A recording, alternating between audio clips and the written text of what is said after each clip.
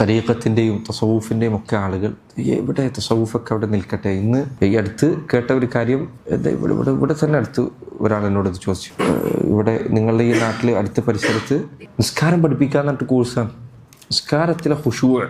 അപ്പൊ നിസ്കാരത്തിലെ ഖുശൂഅ് പഠിക്കാനുള്ള വഴി എന്താ? നീ ചിന്തിക്കുക, അള്ളാഹുവിനെ കുറിച്ച് നീ ഇങ്ങനെ ചിന്തിച്ച് നിസ്കാരത്തിൽ അള്ളാഹു നിന്റെ ഹൃദയത്തിലേക്ക് വന്ന് നിന്റെ ഹൃദയത്തിനുള്ളിലാകുന്നതായി നീ ചിന്തിക്കുക. ഒരു മുസ്ലിമായ ഒരു മനുഷ്യൻ പറയേണ്ട വർത്താനാണ്. അതിന് ഓരോ ഇംഗ്ലീഷ് അക്ഷര പേര് ഇട്ടുകൊടുത്താൽ NLP മറ്റേ മറിച്ച് പേര് ഇട്ടുകൊടുത്തു കഴിഞ്ഞാൽ, എന്നിട്ട് ആൾക്കാർ 3 ദിവസത്തേക്കും 4 ദിവസത്തേക്കും 10,000 റുപ്യ 20,000 റുപ്യ പൈസ കൊടുത്തിട്ട് കോഴ്സിന് ചേരാം നിസ്കാരം നന്നാക്കാൻ വേണ്ടിയിട്ട്. എന്നിട്ട് ആൾക്കാർ പറയും ഇതുപോലത്തെ നിസ്കാരം ഞാൻ നിസ്കരിച്ചിട്ടില്ല ഇന്ന് വരെ ജീവിതത്തിൽ. ശൈത്താനിയത്താണിത്. അള്ളാഹുവിന്റെ പക്കൽ നിന്ന് ലഭിക്കുന്ന ഖുശൂഅ ഇങ്ങനെയല്ല സഹോദരൻ. ഇത് സംഭവിക്കുന്നത് അതാണ് അത്ഭുതം. ഇത് സംഭവിക്കുന്ന ആരടുത്തല്ല, ജാറങ്ങളിലും മഖ്ബറുകളിലും പോകുന്ന ആൾക്കാരടുത്തല്ല, പിന്നെ തൗഹീദ് ഉണ്ട് വിചാരിക്കപ്പെടുന്ന ആൾക്കാരടുത്താണ്. നിസ്കാരം ശരിയാക്കാൻ വേണ്ടിയിട്ട് അള്ളാഹു അവനെക്കുറിച്ച് നീ ഒരു ഇരുട്ടിനെ കുറിച്ച് ചിന്തിക്കുക, എന്നിട്ട് പതുക്കെ കേന്ദ്രീകരിച്ച് മനസ്സിങ്ങനെ കൊണ്ടുവരാം. വേറൊരു ചെങ്ങായി, പ്രസിദ്ധനായ ആളെ പേര് പറയുന്നില്ല, പ്രസിദ്ധനായ ഒരാൾ അയാളുടെ അടുത്ത് മാനസിക വിഷയങ്ങൾ ചികിത്സിക്കാൻ പോയപ്പോൾ ഇയാൾ മുന്നിലിരുന്നിട്ട് പറയാൻ കൈ ഇങ്ങനെ മേലക്ക്, യാ നൂർ യാ നൂർ യാ നൂർ. ഏത് യാ നൂർ? എന്ത് ദുആണിത്? എന്ത് പ്രാർത്ഥനയാണിത്? അള്ളാഹുവിന്റെ റസൂലുണ്ട് അള്ളാഹുവിനെ കുറിച്ച് നൂർ എന്ന് പറഞ്ഞിരിക്കും. ഇങ്ങനെയുള്ള കടുത്ത പടവുകൾ ഷിർക്ക് സഹോദരങ്ങളെ നിങ്ങൾ ശ്രദ്ധിക്കുക. ഷിർക്ക് ഒരു സമൂഹത്തിലേക്ക് കൊണ്ടുവരാൻ ശൈത്താൻ ഇപ്പോൾ 100 കൊല്ലം മുൻപ് ഒരു ചെറിയ സ്റ്റെപ്പ് വെച്ചിട്ടുണ്ടാവുള്ളൂ. അതിൻ്റെ ഫലം 100 കൊല്ലം കഴിഞ്ഞാൽ പിന്നെ വരിക. നൂഹ് നബിയുടെ ഖൗമിനെ ഷിർക്കിലേക്ക് എത്തിച്ചതുപോലെ ഒരു തൗഹീദുള്ള ആൾക്കാരെ സംബന്ധിച്ചിടത്തോളം ഇന്ന് കാലത്ത് അവരെ ബാധിച്ചിട്ടുള്ള വലിയ പ്രശ്നങ്ങളിലൊന്ന് ഞങ്ങൾ തൗഹീദ് പഠിച്ചു കഴിഞ്ഞിരിക്കുന്നു എന്ന ചിന്തയാണ്. നമുക്ക് ഇനി ഇതെന്ത് പഠിക്കാൻ? നമ്മൾ പഠിച്ചത്ര ആരാ പഠിച്ചിട്ടുള്ളൂ? എന്നിട്ട് ഈ പറഞ്ഞ പഴുവിലൊക്കെ പോയി ചാടുക. ഇതേപോലെ ഇപ്പോൾ തുടങ്ങിയിട്ടുണ്ട് എന്താ, പവർ സ്റ്റോൺ. അത് കെട്ടിക്കഴിഞ്ഞാൽ നിനക്ക് പോസിറ്റിവിറ്റി ലഭിക്കും. നമുക്ക് പലതരത്തിലുള്ള ഖുറാഫാത്തുകൾ, ബിദ്അത്തുകൾ. അതേപോലെ എന്താ ഡിസ്റ്റന്റ് ഹീലിംഗ്.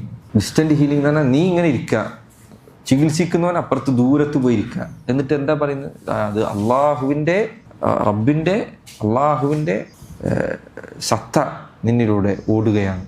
പലർക്കും പല വാദങ്ങളാണ്, പലർക്കും പല വാക്കുകളാണ്. ഇങ്ങനെ ഇതിനൊക്കെ പോകുന്നത് ആരാണ്? അതാണ് സങ്കടമുള്ള കാര്യം. തൗഹീദ് ഉണ്ട് എന്ന് വിചാരിക്കപ്പെടുന്ന ആളുകളാണ് ഇതിലേക്കൊക്കെ അകപ്പെടുന്നത് പോയിട്ട്. കാരണം ഇവരെ സംബന്ധിച്ചിടത്തോളം ഇത് മനസ്സിലാവുന്നില്ല. അള്ളാഹുവിനെ കുറിച്ച് എങ്ങനെ പറയണം, ഇത് പറയാൻ പാടില്ല, എങ്ങനെയാണ് അള്ളാഹുവിൻ്റെ സിഫത്തുകളെ മനസ്സിലാക്കേണ്ടത് എന്നത് സഹോദരങ്ങളെ, പഠിക്കുന്ന കുട്ടികൾ, നിങ്ങൾ അഖീദ ഏറ്റവും പ്രധാനപ്പെട്ട സബ്ജക്റ്റാണ്. ഏറ്റവും പ്രധാനപ്പെട്ട ഈ ജനങ്ങൾക്ക് ഏറ്റവും ആവശ്യമുള്ളത് അഖീദ പഠിക്കലാണ്. അഖീദ നിങ്ങൾക്ക് തണുത്ത വെള്ളം കുടിച്ചിറക്കുന്നത് എങ്ങനെ ഇറക്കുന്നോ അതുപോലെ നിങ്ങൾ പഠിക്കുക. നിങ്ങളുടെ രക്തത്തിലും മജ്ജയിലും ചേർന്നലിയുന്ന വിധത്തിൽ അഖീദ പഠിക്കുക. അത് വെറുതെ ഒരു വായന നടത്തിയിട്ട് പോകരുത്. അഖീദയുടെ തെളിവുകൾ, ആയത്തുകൾ, ഹദീസുകൾ. നമ്മളിപ്പോൾ ഇവിടെ പലതും പറഞ്ഞു, ധാരാളം തെളിവുകൾ, ആയത്തുകൾ, ഹദീസുകൾ. ഇതിൻ്റെ വജ്ഹ് എന്താണ്? എങ്ങനെയാണ് ഇത് തെളിവാകുന്നത്? ഇത് മനസ്സിലാക്കണം. ഒരാൾ വെറുതെ റസൂൽ സലാസ പഠിച്ചു, എന്നിട്ട് റസൂൽ സലാസയിൽ ദലീലു ഇസ്തിഗാസതി തസ്തഗീസൂന റബ്ബക്കും, ഇതെങ്ങനെ തെളിവായി എന്ന് അവൻ അറിയില്ല. വെറുതെ ഒരു ആയത്ത് പഠിച്ചു വെച്ചു, അതുകൊണ്ട് കാര്യമില്ല. ഇത് എങ്ങനെ തെളിവായി ഞാൻ പഠിച്ചിരിക്കണം. എന്തുകൊണ്ടാണ് ഇതൊരു തെളിവാകുന്നത് നിങ്ങൾക്ക് മനസ്സിലായിരിക്കണം. ഇങ്ങനെ അഖീദ പഠിക്കണം. അങ്ങനെ നിങ്ങൾ പഠിച്ചാൽ മാത്രമേ ജനങ്ങൾക്ക് മനസ്സിലാവുന്ന വിധത്തിൽ നിങ്ങൾക്ക് ഇത് പറഞ്ഞു കൊടുക്കാൻ പറ്റുള്ളൂ. ഒരു മനുഷ്യന് ഏറ്റവും കൂടുതൽ പഠിച്ച കാര്യം ഏറ്റവും ലളിതമായി പറഞ്ഞു കൊടുക്കാൻ പറ്റുക. അഖീദ നിങ്ങൾ ഒരിക്കലും നിസ്സാരമായി കാണരുത് ഈ വിഷയം. ഇവിടെ പലതരത്തിലുള്ള ദലാലത്ത്. ഇപ്പോൾ ഈ നാട്ടിൽ എൻ്റെ ഓർമ്മയിൽ തദബ്ബുറുൽ ഖുർആൻ എന്നുള്ള പേരിലാണ് തോന്നുന്നത് ഈ പരിപാടി നടക്കുന്നത്. നമുക്ക് പേര് കൊടുത്തിരിക്കുന്നു വേറെ. കോഴിക്കോട് ഭാഗത്ത് ഫിത്രത്ത് എന്നുള്ള പേരില്ല, അവിടെ ഫിത്ര. ഇത് നിങ്ങളുടെ ഫിത്രത്താണ്. എന്നിട്ട് ഈ ഫിത്രത്ത് എന്താ അത്ര ദുഃഖകരമായ കാര്യം നൽകി. ഫിത്രത്തിൽ നിന്നിട്ട് ഇതിൽ പോയ ആൾക്കാർ പിന്നീട് പറയണം ഇതിലെന്താണെന്ന് വെച്ചാൽ ആണുങ്ങൾ ഇപ്പുറത്തും പെണ്ണുങ്ങൾ ഇപ്പുറത്തും. എന്നിട്ട് ഇതിങ്ങനെ ഫിത്രത്തെ ഇളകിയിട്ട് ആൾക്കാരിങ്ങനെ തുള്ളുക.